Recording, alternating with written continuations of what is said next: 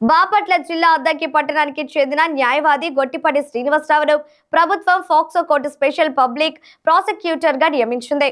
ఈ సందర్భంగా శ్రీనివాసరావు మాట్లాడుతూ మహిళలపై, బాలికలపై అత్యాచారాలు పెరిగాయని, బాధితులకు సత్వరమే న్యాయం చేస్తానని హామీ ఇచ్చారు. బాధితులకు అండగా నిలిచి నిందితులకు శిక్షలు పడేలా చర్యలు తీసుకుంటున్నామని తెలియజేశారు.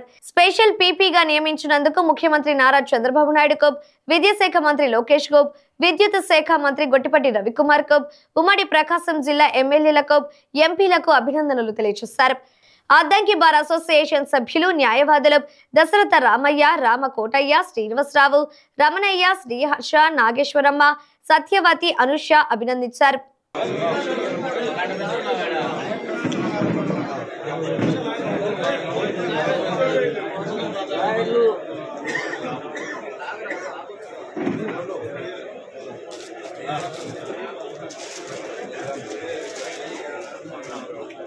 Special public prosecutor POCSO court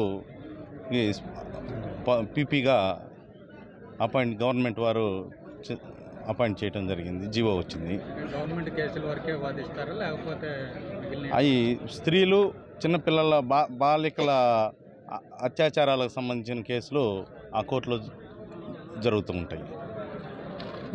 నా పదవి రావడానికి సహకరించిన రాష్ట్ర మంత్రివర్యులు గొట్టిపాటి రవికుమార్ గారు,